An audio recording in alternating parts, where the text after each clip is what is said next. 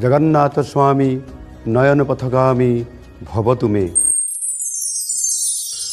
नीलाद्रौ शंख मध्ये सतदल कमले रत्न सिंहासनस्थं सर्वालंकारयुक्तं नवघन रुचिरं संयुतं चाग्रजेन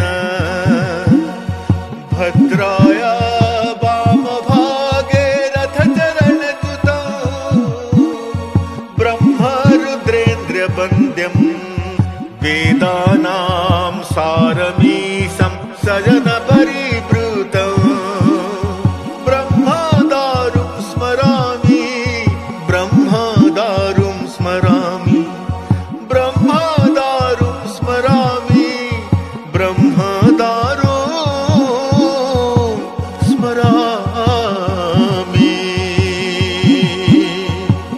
कोटि कोटि ओडियांकर परमाराध्य प्रातस्मरणीय चिरवंदनीय जाति धर्म वर्ण निर्विशेषरे सर्वजन हृदयर प्राणबिंदु त्राणकर्ता अलौकिक मानवीय लीला तथा ओडिया अस्मितार प्रतीक प्रभु श्री जगन्नाथ बड़ भाई श्री बलभद्र और भौणी सुभद्रांक सहित लक्ष लक्ष भक्त मानक गहणरे निकटरू दर्शन देवाई प्रतिवर्ष आषाढ़ शुक्ल द्वितीया तिथि तीन रथरे आसीन होई निज कर्मस्थली श्रीमंदिररू जन्मस्थली श्री गुंडीचा मंदिर को नवदिनात्मक यात्रा बाहरी थांती।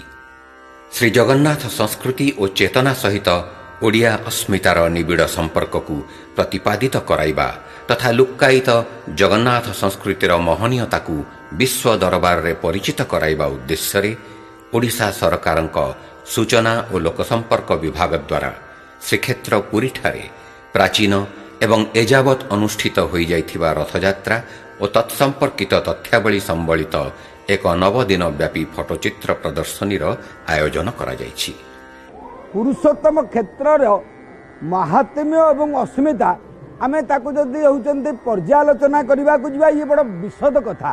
अनेक चित्र फोटो माध्यम रे सूचना लोकसंपर्क विभाग तरफ जो प्रयास करा जाइछि 100 वर्ष तलर फोटो को वर्तमान भक्त मान सम्मुख में उत्थापन करछन्ती। ये गोटे साधुवादर कथा। जुग जुग धरी पतित मानकु पापरु उद्धार करिबा पई पतित पावन श्री जगन्नाथ घोषयात्रा रे बाहरी कोटि कोटि भक्तंकु रथरे दर्शन दियंती। सेइथिपई कथा अछि रथेतु वामनं दृष्ट्वा पुनर्जन्म न विद्यते।